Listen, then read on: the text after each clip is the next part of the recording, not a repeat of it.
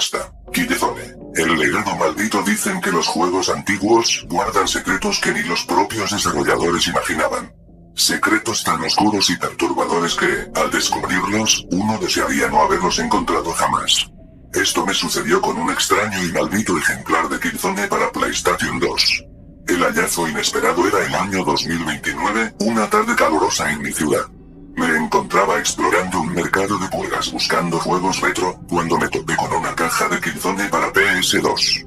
El arte de la portada se veía extraño, los colores estaban distorsionados, y el título aparecía con letras rojas tan intensas que parecían pintadas con sangre. Al abrir la caja, vi que el disco también estaba ligeramente dañado, pero me pudo la curiosidad. El vendedor, un anciano con mirada perdida, me advirtió en voz baja: ese juego, no deberías comprarlo. Está maldito. Lo trajeron de un campo de batalla que nunca existió en nuestra realidad. Por supuesto, lo compré sin pensarlo dos veces. El inicio del horror. Al llegar a casa, encendí mi vieja PlayStation 2 y coloqué el disco. El menú de inicio se veía normal, como si fuera el Killzone de siempre. Pero al seleccionar modo historia, en vez de la típica introducción, comenzó una cinemática siniestra. Un paisaje postapocalíptico con soldados y maquinaria bélica destruida. El cielo estaba cubierto de nubes rojas y había cuerpos mutilados por doquier. El logo de Killzone apareció en pantalla con un latido sordo de fondo, como un corazón agitado. En vez de mostrar la guerra contra los Gast, como en la versión original, me encontraba en un futuro alterno, el año 2029, donde Estados Unidos y un ejército aliado combatían a un régimen nazi renacido, liderado por un Adolf Hitler anciano pero enigmáticamente poderoso. Las misiones y la violencia inhumana. Mi personaje era un supersoldado sin nombre, capaz de utilizar todo tipo de armas. Rifles de asalto, lanzacohetes, pistolas de plasma, cada misión era más brutal que la anterior. Al avanzar, los escenarios se tornaban cada vez más macabros. Misión Campo de Sombras. Un campo de batalla lleno de cadáveres. Podías ver brazos, piernas, cabezas y torsos partidos por la mitad. Al acercarme a ciertos cuerpos, saltaba una animación perturbadora donde aparecían manos fantasmales intentando arrastrarme al suelo. Misión El Búnker Oculto. Las paredes estaban manchadas de sangre y en cada esquina se escuchaban gritos de dolor. En este nivel, se introducían los drones infernales, máquinas voladoras controladas por un Hitler demacrado que hablaba en susurros incomprensibles.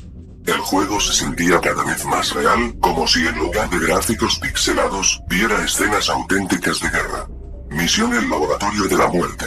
Encontré experimentos retorcidos, soldados aliados y enemigos con sus extremidades reemplazadas por prótesis mecánicas, algunos sin ojos ni boca, pero aún con vida.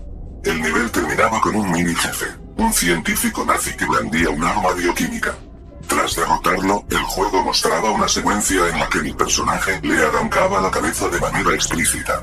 El realismo de la sangre y los órganos era inhumano para un juego de PS2. El encuentro con Hitler llegó la misión final, titulada El Fin de los Días.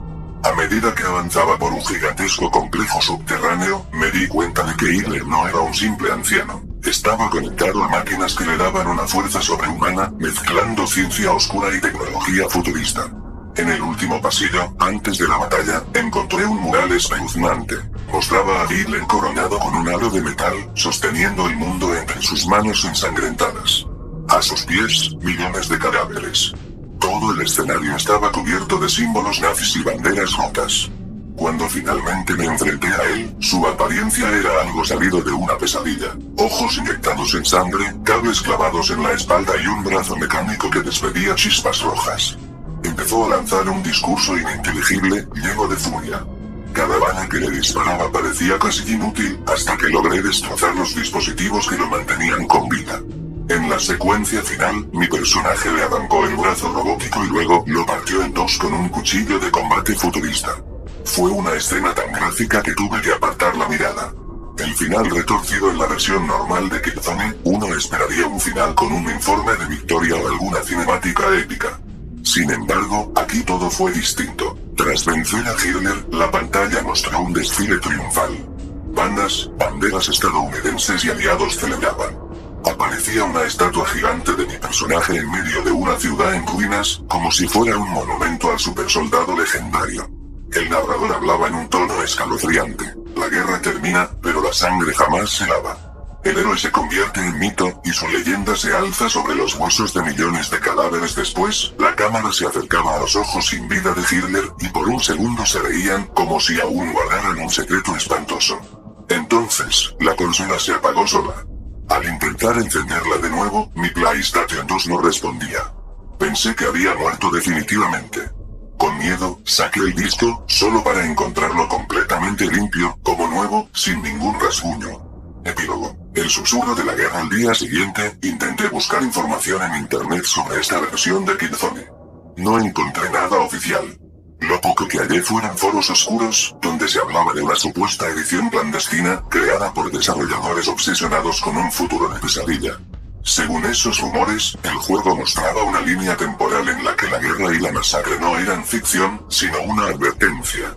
Dicen que quienes completaron ese modo historia escuchan, por las noches, un ruido de botas marchando y disparos en la lejanía. A veces, incluso, pueden sentir cómo algo intenta abrir la puerta de sus habitaciones, susurrando palabras en un idioma irreconocible. Advertencia final: si alguna vez encuentras un Killzone para PS2 con la portada alterada, no lo compres. Y si ya lo tienes en tus manos, no lo juegues. Porque una vez que presiones Start, estarás abriendo un portal a un mundo maldito. Un mundo donde el horror de la guerra no termina, y donde el mismísimo Hitler sigue reinando en la penumbra, esperando a quien sea tan ingenuo como para retarlo. Tal vez salgas victorioso, pero jamás volverás a ser el mismo. La sangre de los caídos, reales o virtuales, manchará tu conciencia para siempre. Recuerda mis palabras. No hay peor pesadilla que aquella que mezcló realidad y videojuego en un solo disco. Porque, a veces, la ficción puede volverse más real de lo que deseamos.